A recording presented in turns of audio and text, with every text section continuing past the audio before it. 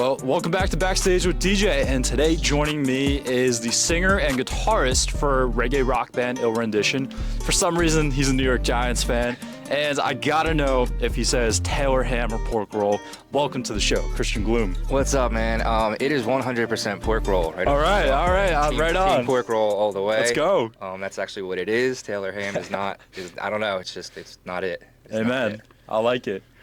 All right. So, for those of you who don't know, I met you about a month ago on the first day of the most recent Ballyhoo tour. So, for people who don't know, what exactly do you do at Ballyhoo? So I'm the backline and guitar tech. Basically, I'm in charge of setting up all the gear every day, maintaining it, loading it, packing it away at the end of the day, loading it out. Whether it's the instruments or the stage stuff, like the lighting, they have like the ego risers and all that stuff. I just kind of keep everything together. Basically, if anything goes wrong during the show, I'm the one there to fix it, to make sure the show keeps running smooth, you know. I bring their drinks and stuff when they need them on stage. For sure. So basically, like, whatever they need, like, I just kind of do it. Yeah, for sure. We saw you on the first day of the tour. How did the rest of the tour go? It was fun. That was actually a really, really good run. A lot of good shows, good energy from the crowd. Like, it was fun. That's awesome. Do you have any prep you're doing right now to get ready for the next one coming up in September? Usually, like, between the runs, like, we'll kind of, like, have a group text going about, like, anything that needed to be fixed. Like, in particular right now, like, we're dealing with an issue with, like, Mike's pedal board. Like, the outputs are, like, different volumes. So I've been, like, trying to troubleshoot that with him, We usually, like, restock if we need tape or batteries or anything for, like, the tech world, or guitar strings, picks, But it's usually that's the kind of stuff we do. Occasionally we'll do, like, production days where, like, if something, like, really wasn't working right, like, we'll have kind of like a rundown, like, where we set everything up and troubleshoot, like, before we leave, you know. But if everything's running smooth, which it has been, it's usually just an inventory kind of thing. Yeah. How often are you communicating with them? Are you ever in, like, Maryland some days working with them? So yeah, we have, like, a running group text going, like, we're always just keeping in touch and sharing jokes or, anything cool with the music world going on. But, outside of that, like, I was just down there a couple weeks ago. Scott had his baby shower. Oh, nice. So I was down there for that. So, occasionally there's something going on, like, outside of it all. But yeah, we do stay in touch pretty regularly. They're great dudes. Yeah. What's your favorite part of getting to work with them? Honestly, it's like the feeling you get, like, knowing that, like, somebody, like, connected with something and, like, you were such a big part of it or something, Like, I think it's cool, like, if I see, I get a set list every night, so I know, like, where we're at and what's going on. And if I give it to, like, a kid or something in the front row, and then, you see it posted in the Valley Hooligans group the next day, like, my kid's first show, and they got a set list, like, that was so cool, like, we'll never forget this, like, you know what I mean? Like, that's, honestly, like, that's the kind of stuff that's, like, the coolest, I think. Yeah, getting those kinds of responses, because, like, those shows, I mean, I remember the first time that we had seen Ballyhoo, and it was, like, I mean what I say, it was one of the best shows I've ever been to. Yeah. And, like, I guess getting to be a part of that feeling for somebody has got to be, like, so so Yeah, dude, they were my favorite band, like, before they hired me. You know what I mean? Wow. So it was like, like, literally, like, the dream job. You know? So to be, like, any part of what they're doing is definitely pretty rad. Like, they're a band I believed in before I worked for them. Yeah. How'd you get in touch with them? How'd you meet them? So I kind of knew, like, I had a working relationship with Howie through Ill Rendition, like, opening for them and, like, doing shows with them. So I kind of knew him, through the way like that. But Donald sometimes plays in another band, the Meager Kings. Okay. And Ill Rendition did a couple-week tour with them a few years ago, and I got to know Donald from that. And I guess he kind of saw, like, I'm cool on the road, like, I know what to expect, like, it's tough out there. For sure, it's not for everyone. But then also, like, just me, like, troubleshooting and making sure, like, my band's gear was good and everything was going right That's for his us. brother, right? Yeah, he's the drummer for sure. Yeah, they're brothers. So yeah, when I saw Howie make a post like, oh, we're looking for a guitar tech or whatever, and can you do these things? And it was just like a list. I'm looking at him like, yes, I can do that. Yes, I can. Like, I was like, all right, cool. So I responded to it. Donald was kind of like, hey, we should give this guy a try. Like, he's like, I got to know him a bit. So then Scott emailed me. They had me come out and do a show, and ended up getting the job full time. That's awesome. That's awesome. So you were saying you have your own band, Ill Rendition. How did that project get started? And like, tell me a little bit about that. So I'm like a lifetime musician. I've been playing in bands since I was a kid in like grade school. Like it's just always something I've loved. And Ill Rendition was a band I started in like 2009, and we just kind of been going ever since. Like it started out as kind of like like a weekend thing, and then like there was points like where we were touring and like really going for it. And now we're kind of just like playing like just for the love of it, again, essentially at this point, so it's been fun. But yeah, that's kind of like where it came from, and that's like where we're at. For sure. Do you have any future plans for it? Yeah, we're trying to play as much as we can again. I mean, not necessarily as much as we can, but we're looking to do some things like now that we're getting things going again. The main thing that we're focusing on now, though, is going to be like new music. We came out, played a few shows, and we want to kind of just like get some new stuff since it's been kind of like paused for a while. We had taken off like I guess a year, and then we kind of came back together, and it's me and the same drummer, but we have a new bass player. So we'd like to get some songs out like under him, and kind of have like a new set for people when we really start playing more shows. I saw you post on Instagram the other day. You were working on a pop punk song. Yeah. Just the other day, I sat down to start writing something new, and that was kind of just what came out. Like, you never really plan it. You just kind of like sit down and start noodling. It just happens, Yeah, and that was what came out. So I was like, oh, all right, cool. I guess that's cool. Yeah. I love it. All right, so I want you to take me back to all the way when you were a kid, when you were a teenager. What got you into music? What's the first instrument you started to learn? Like, how did you fall in love with music? It was originally like when I was in, I guess like first or second grade, like riding in the car with my mom, she'd like put on the Beatles, and I heard A Hard Day's Night, and I was just like, I just fell in love with that song, and then by the end I heard like the guitar thing, and I'm just like, what is that? Like, that's a guitar, like, I kind of want to try that.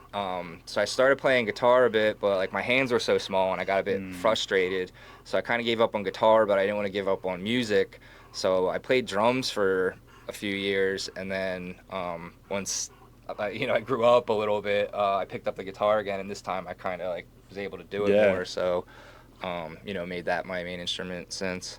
That's cool. How many instruments do you know how to play?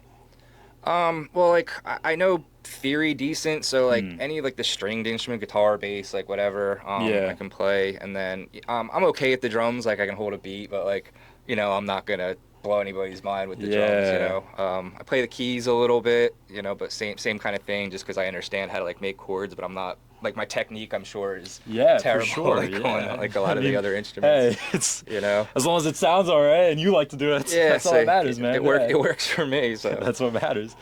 What was your experience with being in bands when you were in like high school, middle school? I always had to have a band. There were points like I was in multiple bands, but just making music as much as humanly possible when I was in high school was like the goal, and then even in the school, like I was involved in all the band stuff, like marching band, jazz band, I was too for a choir, bit. Like, I tried it out. Any part of it you could do. Any way to get involved with music, Yeah, for sure. Yeah. That's how I got into it, because when I was in 5th grade, I started playing saxophone for school. Yeah. And then eventually, like around COVID, my mom has played guitar since she was a little kid.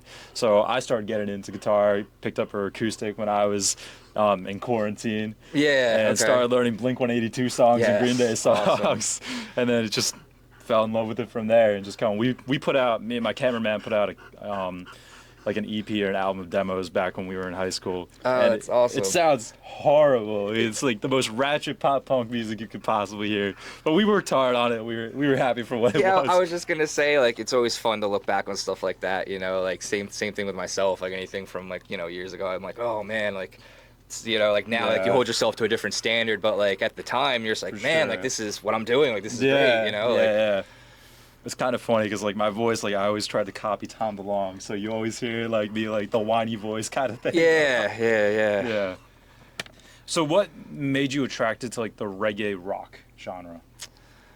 I don't know. I guess like Sublime and stuff, you know. I Okay. mean, that's probably like a lot of people's Yeah. answer, but it was just like heard them, thought it was cool, like liked the sound, and Yeah. kind of like went down the rabbit hole, and you know, just started going further and further with it, and For sure. finding things, you know, that I was into. But yeah, I guess that would like be it, you know. Yeah. Hearing them like on MTV and stuff. Like, Yeah.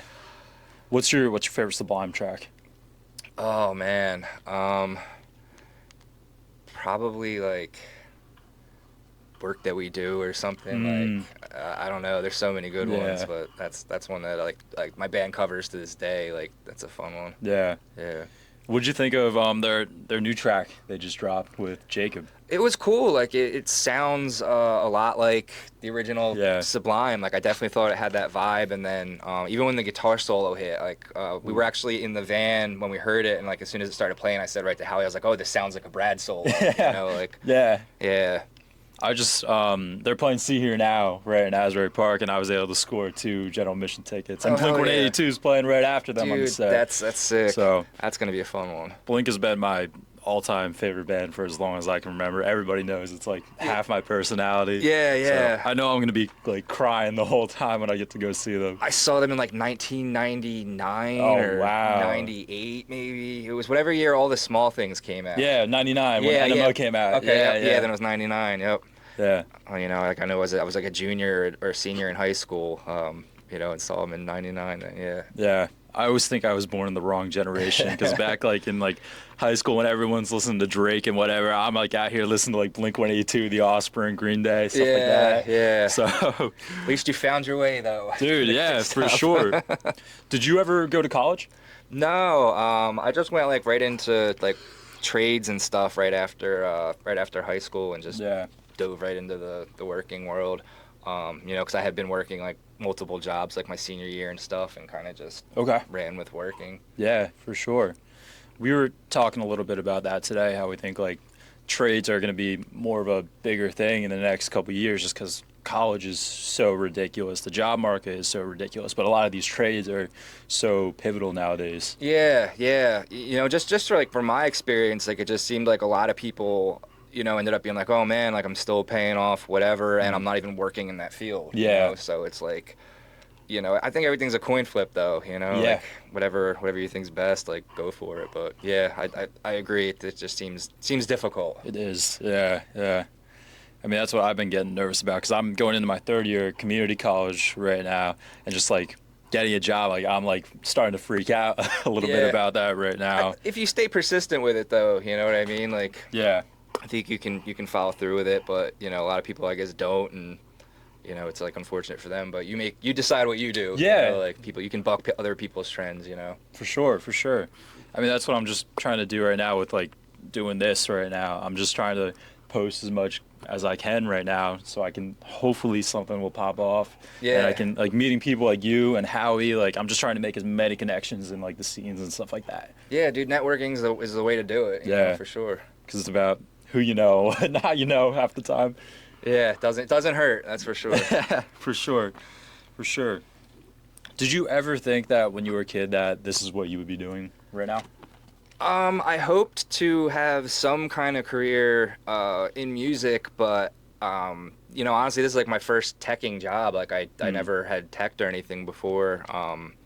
You know, so not this specifically. Yeah. But like I'd always hoped to be, you know, making a living at music. You know, like I was doing bar gigs. You know, I was a full-time bar musician before this. You know, so yeah, no, it's pretty cool. Like it wasn't, you know, I don't think I ever would have imagined it, but Yeah. I'm so glad it came to be. Yeah, for sure.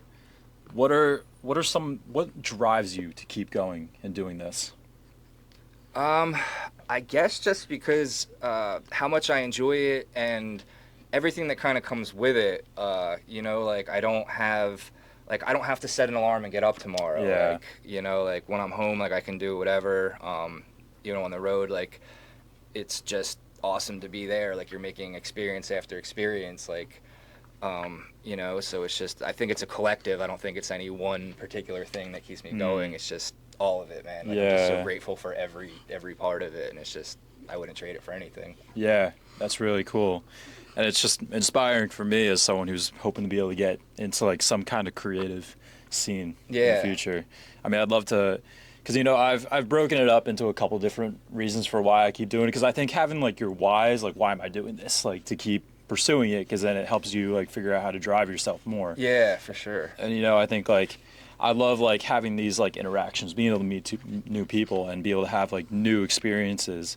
Like I met you like a month ago and you invited us out to your studio, which was that was so cool. I thought, just be able to have that kind of new experiences and relationships. It's so cool. Yeah, same. Like it's like I said, this is part of when I say like all of it. Yeah. Like sitting here meeting you guys and doing things like this too. Yeah. Like it's all just it's what I love. So definitely what I love sure. to do. So I'm glad you're driven to kind of do the same thing and our paths cross, man. It's fun. Yeah, for sure. And I also think too, like we were talking about jobs and stuff before. If I can be able to make enough money where I can pay my friends to be able to give them jobs, just with the state of the job market. Because like if I can make money, I don't need to live like a lavish lifestyle. As long as I can live and support myself comfortably and hopefully a family one day, being able to just give my money to my friends and give them careers, like that would just like be so cool. Yeah, for me. I'd love to be able to do that. I feel you on that. That would be. I hope you are able to achieve that in your lifetime, man. That's awesome. Yeah, I mean, because the goal is to I'd love to be able to start my own version of like a Barstool Sports or something like that. Yeah. Have my own like kind of media company. Yeah. And be able to like give everybody jobs, different personalities and stuff like that. Because that opens up so many doors. I think that'd be so cool. It seems like you're on your way and doing all the right things. So I wish you luck with it. I hope so. Yeah, Thank you. But yeah, it's just about figuring it out and just taking it day by day. Yeah. I think for sure. What are some of your favorite concert experiences in the past, being able to work with Ballyhoo? Man, it's been a lot. We got to go to a lot of cool places that I've never been. So again, it's hard to pinpoint like one. A lot of it's such like a collective. I think like getting to go to places like that are like some of their favorite places and having like an experience there is cool. Like I know like Janice in St. Pete is like Howie's favorite venue to play, and like now I've been able to like work with them 3 times at that place. Yeah. So it's always like cool there, just knowing that like it's like Howie's favorite, or like learning about the the places the guys like and enjoy. Sure. But yeah, like it's hard to pick just one. Yeah, for sure. I mean, because it's like your job, you're always doing like stuff like this, probably all the time. Like, did you grow up in New Jersey? I did. I'm from Brigantine, which is like right next to Atlantic City. For anybody who doesn't, know South Jersey that well. But yeah, grew up there. Lived here like pretty much my whole life. Other than I lived in Maryland for a little over a year at one point for work when I was doing construction, and then ended up back here. So yeah, no, Jersey boy through and through. Yeah. I feel like New Jersey has such a cool like music scene. What was your experience with that, going to shows and stuff like that?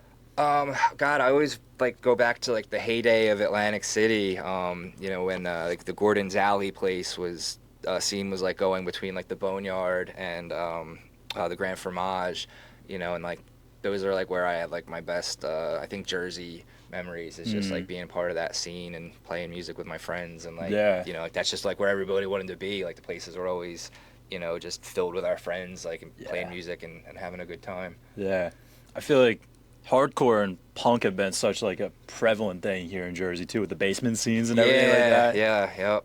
It's really cool. Who were some of your favorite bands you got to see when you were a kid? Honestly, like when I was a kid, I didn't really get to go to a whole lot of concerts. It wasn't until I got like to my later teens and could really take myself, that I started to going to things. Knowing the music that I'm mostly into now, it'd probably be strange to hear, but like I used to go see Dave Matthews Band like twice a year for many years. I've seen them so many times. And then like Jack Johnson, I'd see him like, every year coming around. Seen Green Day. A lot of cool shows, but got a late start on live music, like as far as touring bands and bigger bands.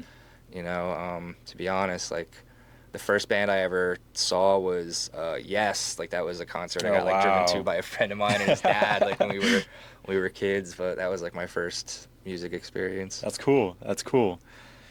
I always think about, I went to my first show when I was a junior in high school, and I always tell people going to a punk show, it's like you'll never experience anything like it. I don't think. There's just like some kind of adrenaline high with everybody there, and it's like a whole community. You can just feel it like the minute you walk into something like that, for sure. Were you ever into like mosh pits? Yeah.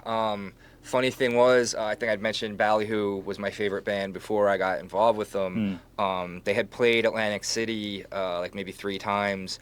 My band got to fortunately open for them, but at all of those shows, I started a mosh pit at those shows because my bass player at the time, like every time was like, "Oh, dude," he's like, "Is there a song we'd like pit or something?" You know? I was like, I got you, and I'd go peek at like the set list as soon as like they'd start playing. Like, all right, this is the one that we got to go into. We'd have it like planned out every time, but I always made sure like there was a pit every time they played Atlantic City. Yeah. Do you have like a favorite pit memory? So the bass player that I'm talking about passed away a few years ago. So like probably like would be, you know, like his excitement when he was like, "Oh, you start a pit with me, like let's go do it." And I'm like, yeah, let's do it. So, you know, like definitely the first time we, you know, started a pit together was for sure my favorite one. That's awesome. That's a really good memory to be able to have too with someone. Yeah. I had taken my buddy from high school to his first show last year. We went to go see Limp Bizkit at PNC. Dude, wait, last summer? Yeah. I was there. I went to that show. Yeah. Oh, that's sick. Yeah. That's sick. Oh, dude, yeah, that was fun. That was awesome. But it was his first time at a show, and I was like, dude, you got to come in the mosh pit with me. And after we went in, he was like, dude, we got to go to a show. Just mosh the entire time. Oh, yeah. I was like, dude, let's go. Yeah. Oh, that's awesome. Yeah, we kind of like hung back. We were like, you know, I'm a little older now. I was like, I don't think I could handle a Limp Bizkit pit right now. Oh, it was probably one of the wildest nights I've ever had. Yeah. Oh, that's so sad. I bet it was amazing. It was awesome. It was one of the best shows I've ever been to. And then I just took him to a second one. We went to go see The Offspring at PNC recently too. Oh yeah. And I got rocked there so hard, but yeah, they're fun live. I saw them with Sublime with Rome at Festival Pier back when that was still open. Oh wow. In Philly. Yeah. Okay. Yeah, Offspring's a lot of fun. Back when Sublime with Rome was a thing. Yeah, too. Back then too. Yep. Yeah. Have you guys done anything with them at all, like Rome? No, never done anything with Rome. You know, it would be fun, but never. Yeah. I'm sure you guys have met so many different bands playing. Like you guys toured with like Pepper, right? Too. Got to play a show. Since I've been with Ballyhoo, they haven't. I know they have in the past. Sideways just did a tour with them, and we just did a tour with Sideways. The closest I've come to doing anything with like Pepper was they played at the Atlantic City Beer Fest, and like we played like one of the side stages. Gotcha. And then on a tour we did, it was at the same time Brett had his solo record out, so we were able to cross paths for like three shows together, like on that tour. So it was like, you know, we weren't on his tour, but like we were on our own, and just kind of like crossed paths, and was close enough that it just worked that we were able to link up for a few. That's awesome how you're able to like meet all these different people though. Yeah, it's really cool. Like, dude, people are so supportive in the scene. Like, that's one of like the best things about it, you know? For sure. Yeah, I agree. I mean, I've experienced that with just like being able to do all these different pods with like you guys in this scene. Like, you guys have been so welcoming with it all. Yeah. Cool. I'm glad you're getting to experience it firsthand, because it's really a great, you know, scene to be involved in, for sure. What's your favorite venue in New Jersey? Oh man, anymore I'm not so sure. But I always think of like Bourrée in Atlantic City, like when, you know, I have to think of like something like we had so many like great shows there, you know, played so many great shows there, seen so many good shows there. You know, it's kind of like an underground thing. I don't think it's like very popular all through Jersey or anything, but you know, people in South Jersey know it. It's closed now. It's like a restaurant, you know, which is heartbreaking. Yeah. But yeah, that was probably like the most fun spot for me. That's cool. Yeah. Just to wrap things up, I wanted to talk about some just fun stuff. You're a New York Giants fan, I know. I am. What are your thoughts going into this season? Well, you know, you can only hold so much with preseason stuff. You know, we were talking about it a little bit when you got here. I think it's great. I think the energy of the team is exciting. You know, it seems like it feels like a new culture. So, like, if there's a feeling about it. You know, I think they might be moving in the right direction Yeah. finally. But you know, the optimist in me, or not optimist, but what's the word I'm looking for? Realist, I guess, is that I mentioned, we were talking about it before a little bit. Detroit went 4-0 in the preseason. The year they went 0-16. Yeah. So take what you want from preseason, but like I said, it does look good. You know, it's definitely felt like a different team. Yeah. I mean, hey, you guys beat the undefeated Patriots in the Super Bowl. Yeah. Anything can happen. Who knows? Yeah, and that's like one of the big reasons I think for optimism is just the quarterback room. You know, like. I just think people weren't buying into Daniel Jones. Like the team didn't seem to like have any kind of fight, you know. And now you have like a Super Bowl guy like Russell Wilson, who's, you know, obviously past his prime, but like it's still the caliber of person who can bring that culture back to the team, and not just having guys being all mopey. Yeah, like, it just, you know what I mean? Like it just feels better now. Like. And then you got Jameis Winston bringing the fun in. Yeah, dude, like how can you not love that guy? Exactly. He's like one of the biggest personalities in the game. So to have somebody like him in like a media like New York, I think it's just great for the game. Like even if the Giants stink this year, like it's fun. A guy like Jameson's just you won the media with him, I think. Yeah, for sure. And then Jackson Dart just bringing some new life into the room, I think, too. Yeah, like, you know, finally like admitting the mistake of Daniel Jones and moving on. You know, like the guy was likable. Like I hope he does well in Indy, but he's a starter. I say realistically, I didn't seem like that good of a quarterback. You know, like, you know, everybody said he was a good teammate. Always still the first one there, last one to leave. You know, like that kind of teammate. So I don't have anything like necessarily bad to say about the guy, other than he just wasn't that good. Yeah, at the end of the day, is he winning games or not? Yeah, he was not. You know, and he was kind of embarrassing at times. But you know, for sure. Good luck to him in Indy. Like, I find it probably funnier than I should that people are now like, he's not Danny Dimes anymore. He's Indiana Jones. Yeah, I saw that. I just think Indiana Jones is so funny. It works so well, though. It killed me the first time I heard it. I was like, Indiana Jones, stop it. What's your record prediction? Oh, man, I would hope that they can squeak out like 6 or 7 games, you know.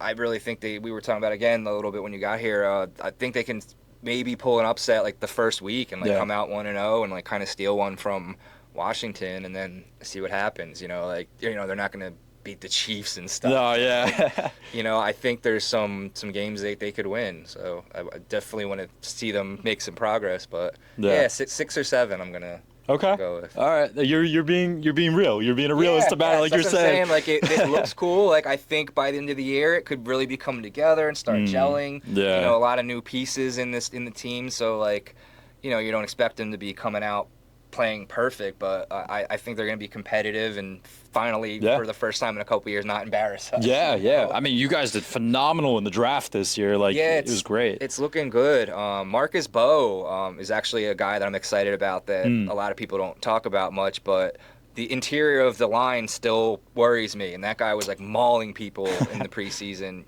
You know, I don't think he's going to start right away, but I don't think he's going to sit very long. Either. Like I think he's going to steal one of the guard spots like within the first month or so. Yeah. I think some of these younger guys, like I think Jackson Dart could be starting halfway through the season, maybe. Yeah. I keep saying, like, when people ask me about him, as much as I want to see him play, if we see him playing, it means either the Giants suck or guys got hurt, you know? And True. Like, I don't want to see my team suck again, and obviously you never want to see anybody get hurt. No, so, for sure. You know, like, as much as I want to see Jackson Dart, hopefully he's sitting. Yeah, for sure. I'm a Jets fan, like I mentioned before, and every season we go in and we're like, all right, this is our year, and I'm like, all right, this year we just got to be very conservative about it. I think we're going to be the definition of like an 8-9 team, and I'm okay with that. I'm very much okay with that. We just need to take time to, I think, just like all of New York, rebuild your locker room, win back the media, and just don't make it total fools of ourselves. Yeah, exactly. As New York football fans, we both have the exact same kind of mindset as teams going in. Yeah, for sure. Playing at whatever the heck MetLife is, if you even want to call it a stadium. MetLife Stadium, whatever you want to call it. But what are your top 3 movies? Top 3 movies. Number 1, Ghostbusters. Number 2, Pulp Fiction. And number 3, Shawshank Redemption. I've seen the first two. I haven't seen Shawshank. Oh, dude, do yourself a favor. Okay. It's long. It's like 2.5 hours. But man, it is just a perfect movie, like beginning to end. It's great. Like, it's just an awesome, awesome movie. Pulp Fiction's in my top 10 of all time. I'm a big Quentin Tarantino guy. He's my favorite writer director. Of all me time, too. Me too. I bought his book a couple months ago. I haven't read it yet, but I'm excited to. Yeah. I'm sure that's gonna be a good read. I haven't read it myself either. Yeah. But I just watched Pulp Fiction last night. Like, it's a great watch. Yeah. Like, how can you not? I saw you posted on Facebook the one quote. Yeah. Yep. Yeah. What are your top 3 TV shows? Oh man, top 3 TV shows. Probably South Park is number 1 all time. Bet you've been loving it lately. Yes, I have. South Park, like Family Guy, and maybe like Beavis and Butthead or something. Yeah, it would probably round out my top 3 favorite shows. I remember in high school, me and my friend, after we get out, we would just go and watch hours of Family Guy afterwards. Yeah, pretty much. Jackass is in there too. Okay. There's so many good ones. The real Ghostbusters would be in there, you know. But yeah, lots of good ones. What are your top 3 bands of all time? Oh man, probably the Beatles, Nirvana, and Green Day. Okay.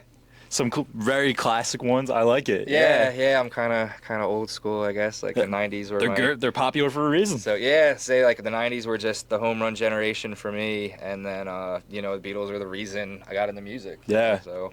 Yeah, I think a lot of people could say that about the Beatles for sure. Yeah, they're definitely one of the most influential bands of all time. Like whether you like them or not, like that's just the fact. Yeah. Like, so many people like have been inspired by them. For sure.